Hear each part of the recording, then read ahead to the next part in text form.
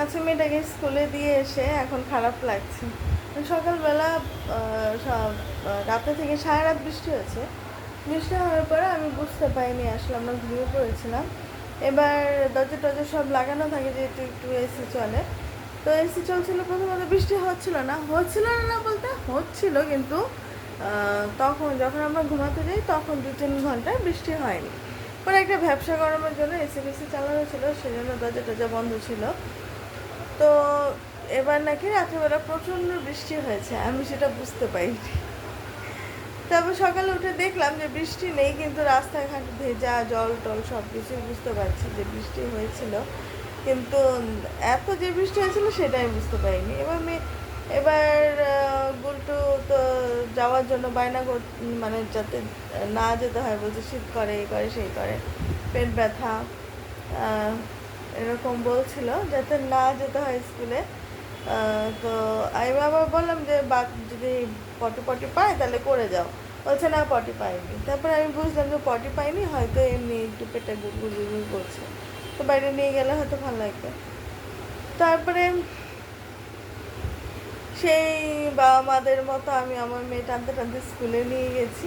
এখন নিয়ে গিয়ে দেখি স্কুলের মাঠেও জল, আর মানে যে ধাপটা ওঠে সেই ধাপটাতে জল, মানে এমনি রাস্তায় জল নেই, কিন্তু মাঠে একটু একটু জল আছে। আর হচ্ছে মানে একটা ভিজা ভিজা একটা চ্যাপচ্যাপা কেমন একটা যেন তো বাচ্চাদের স্কুলে এমনিতেই একটুখানি কী বলে এটাকে, এমনিতেই তো একটু এলোমেলো সব কিছু থাকেই।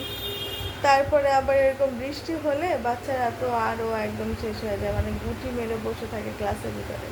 তো ম্যামরা কী করেছে, যেহেতু বাচ্চা কম ছিল সেজন্য সেকশন দুটো, মানে এ আর বি, ও দুটো সেকশনকে একসাথে দিয়ে ক্লাস করানো শুরু করেছে। এবার যেহেতু ক্লাস শুরু হয় তারপরে আমি আসি, মানে পেয়ারটা শুরু হলে আমি বুঝতে পারি যে এবার ঠিক আছে, কাঁদবে টাঁদবে না, তারপরে আমি চলে আসি।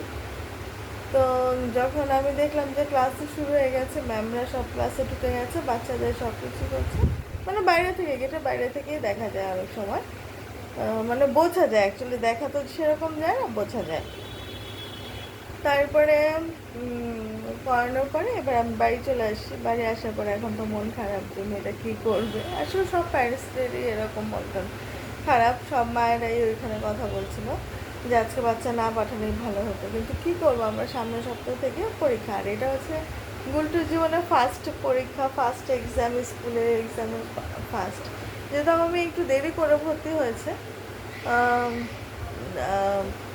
সেই জন্য আমি চাই না যেতে হয়। আর এমনিতেই তো স্কুলগুলি কম যাওয়া হয়, কম যায়ও, কারণ প্রথম দিকে কী হতো, একদিন স্কুল গেলে পরের দিন হয় জ্বর, নয়তো হাত পা ব্যথা, নয়তো কিছু একটা সমস্যা হতোই।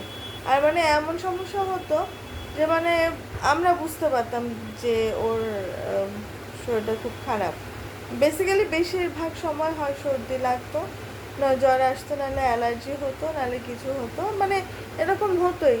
তো দেখা যেত যে সপ্তাহে একদিন স্কুল গেছে, আবার 2-3 দিন ড্রপ, আবার একদিন স্কুল গেছে, আবার 2 দিন একদিন ড্রপ, এরকম করে করে করে করে মোটামুটি এপ্রিল, মে, জুন, জুলাই, 4 মাসের মধ্যে 1 মাস স্কুল ছুটি ছিল, মোটামুটি 3 মাস ধরা যায়। 3 মাসের মধ্যে মনে হয় হার্ডলি 20-25 দিন স্কুল গেছে।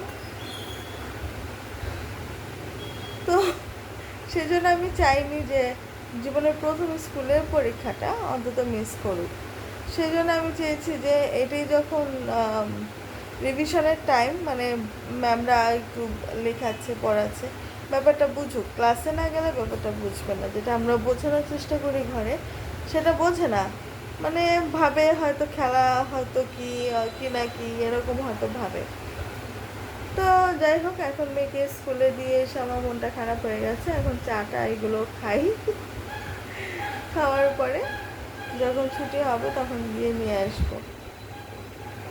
হ্যাঁ, এখন আমি চাই যাতে বৃষ্টিটা না হোক, কিন্তু বৃষ্টি হয়েই যাচ্ছে, গুড়ি গুড়ি গুড়ি গুড়ি বৃষ্টি হয়েই যাচ্ছে। যখন মেয়েকে আনতে যাবো না, তখন এত বৃষ্টি হবে, তখন নিজের আরও খারাপ লাগবে।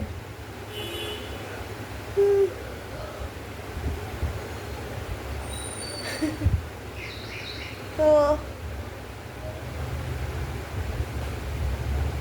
ঠিক আছে।